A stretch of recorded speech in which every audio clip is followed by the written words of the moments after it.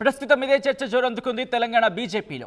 అవును, బీజేపీ మూసీ నిద్రలో ఎక్కడా కనిపించలేదు రాజా సింగ్ను పరిగణలోకి రాష్ట్ర నాయకత్వం తీసుకోలేదు అనే చర్చ కూడా జోరందుకుంది.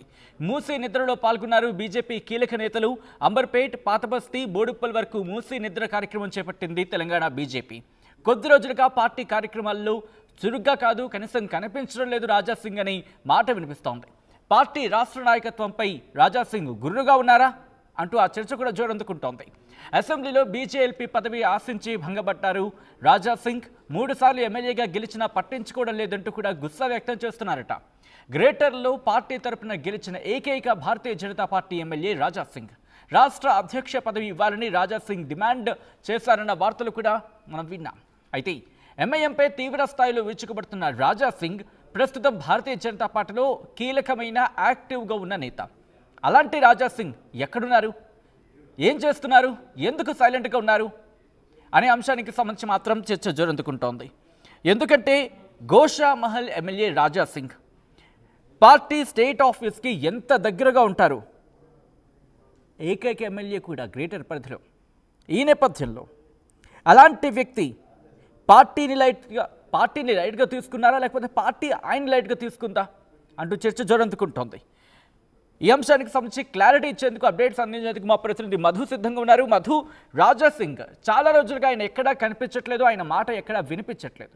ఇందుకే రాజా సింగ్ ఎక్కడున్నారు, ఎందుకు పార్టీకి దూరంగా ఉంటున్నారు? ఎగ్జాక్ట్లీ, నిజంగానే రాజా సింగ్ ఈ పేరు వినగానే కట్టర్ హిందుత్వవాదులకి ఒక నాయకుడిగా కనిపిస్తారు. ముఖ్యంగా బీజేపీలో ఆయన వరుసగా ఎమ్మెల్యేగా గెలుస్తూ వస్తున్నటువంటి తరుణం. ఆయనను ఎంఐఎం, బీఆర్ఎస్, కాంగ్రెస్ 3 పార్టీలు కలిసి ఓడించే ప్రయత్నం చేసినా ఇంతవరకు రాజా సింగ్ ని ఓడించలేనటువంటి సిచ్యువేషన్ ఉంది అక్కడ, మనం చూసాం గతంలో. కాకపోతే బీజేపీతోనే ఆయనకు గ్యాప్ పెరుగుతూ పోతా ఉంది అధిష్టానానికి సంబంధించి.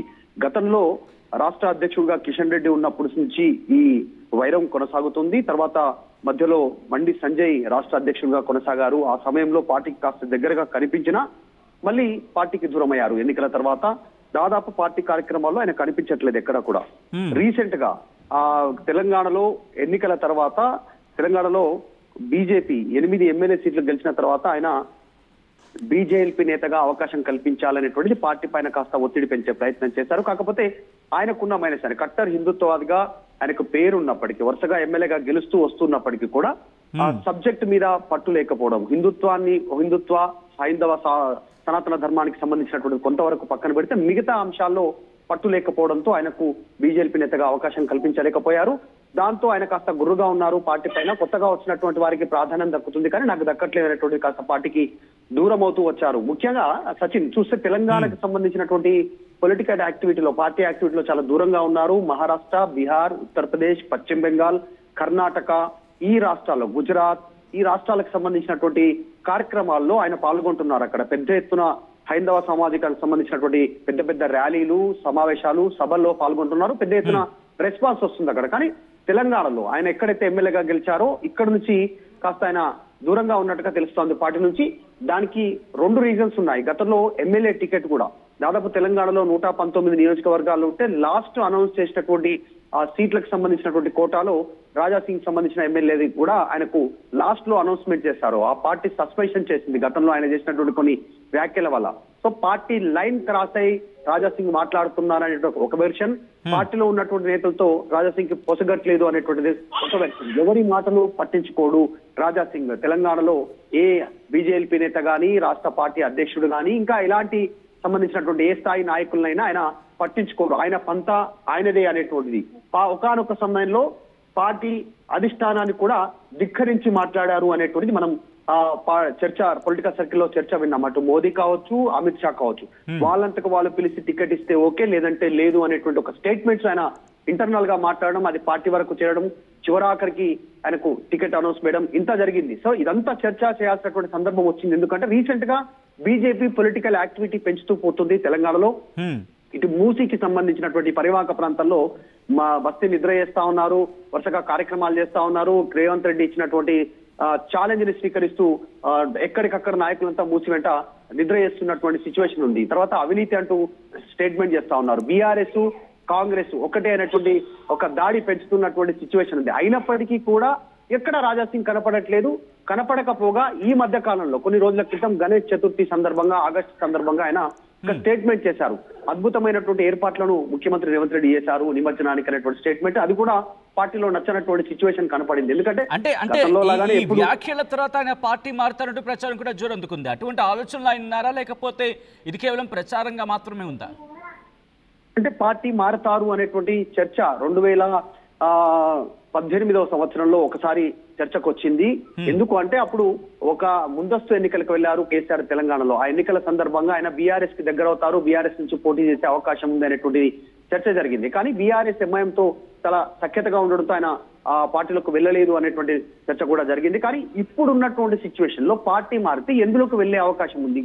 అక్కడ గోషామహల్ నియోజకవర్గం, వరుసగా రాజా సింగ్ గెలుస్తున్నటువంటి నియోజకవర్గం ఏదైతే ఉందో అది పూర్తిగా హిందూ డామినేటెడ్ సంబంధించినటువంటి సామాజిక వర్గాలు ఉంటాయి. అక్కడ అభ్యర్థి ఎవరైనా ఇప్పుడు రాజా సింగ్ ఉండొచ్చు బీజేపీ తరఫు నుంచి, ఇంకో రేపు ఫ్యూచర్ లో బీజేపీ నుంచి వేరే అభ్యర్థిని నిలబెట్టినా అక్కడ గెలిచే అవకాశం ఉంటుంది. అంటే రాజా సింగ్ బలమైనటువంటి అభ్యర్థి అయినప్పటికీ, కట్టర్ హిందుత్వవాది అయినప్పటికీ ఆయన స్టేట్మెంట్ చాలా పరుష పదజాలంతో ఓవైసీని పార్టీలను విమర్శించేటువంటి పరిస్థితి ఉన్నప్పటికీ కూడా అక్కడ గెలిచే సీటు మాత్రం బీజేపీదే. ఎందుకంటే పొలిటికల్ కెరీర్ గమనిస్తే రాజా సింగ్ కార్పొరేటర్ టీడీపీ నుంచి ఆయన రాజకీయ ప్రస్థానం స్టార్ట్ అయింది. తెలుగుదేశం పార్టీ నుంచి కార్పొరేటర్ గా గెలిచారు. తర్వాత ఆయన బీజేపీలోకి వచ్చారు, ఎమ్మెల్యే టికెట్ తీసుకున్నారు. ఇక్కడే గెలిచినటువంటి సందర్భం కనపడింది, చూసాం మనం. అంటే ఎమ్మెల్యేగా టీడీపీలో కూడా గెలిచారు. కానీ మెజారిటీ పొలిటికల్ కి సంబంధించిన ఆయన కెరీర్ బీజేపీతో అనుబంధం ముడిపడింది. ఆర్ఎస్ఎస్, బజరంగ్ దళ్, విశ్వ హిందూ పరిషత్, బీజేపీ ఈ సంస్థలతో ఆయన అనుబంధం ఎక్కువగా ఉంది. కాబట్టి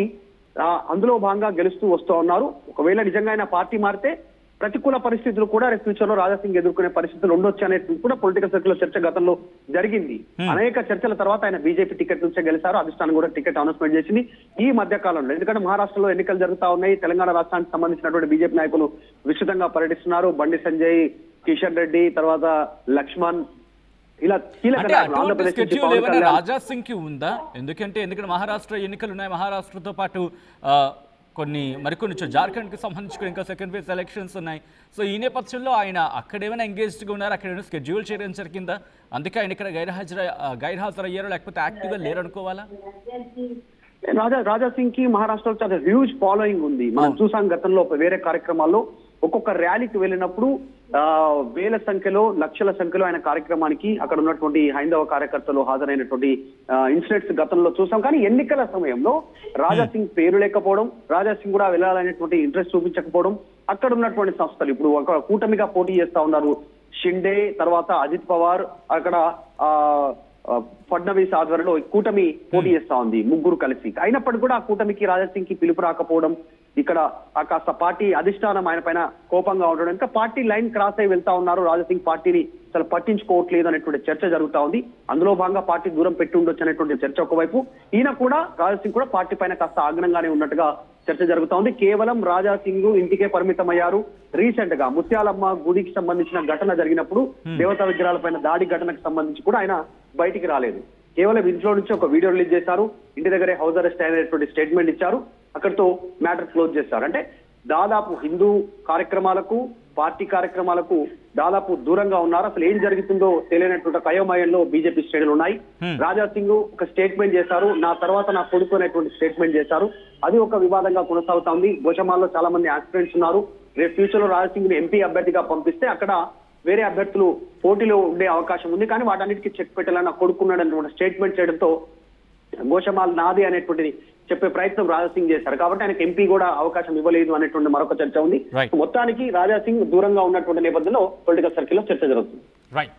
రైట్ మధు. సో మొత్తంగా అయితే మాత్రం తెలంగాణ బీజేపీలో మరోసారి ఎమ్మెల్యే రాజా సింగ్ పై చర్చ మొదలైంది. బీజేపీ మూసీ నిద్రలో ఎక్కడా కనిపించలేదు రాజా సింగ్. రాజా సింగ్ ను పరిగణలోకి తీసుకోలేదు రాష్ట్ర నాయకత్వం అనే చర్చ జోరందుకుంటోంది. మూసీ నిద్రలో పాల్గొన్నారు బీజేపీ కీలక నేతలు. అంబర్పేట్, పాతబస్తీ, బోడుపల్ వరకు కూడా మూసీ నిద్ర ప్లాన్ చేస్తున్న కార్యక్రమాన్ని ఏర్పాటు చేస్తుంది తెలంగాణ భారతీయ జనతా పార్టీ.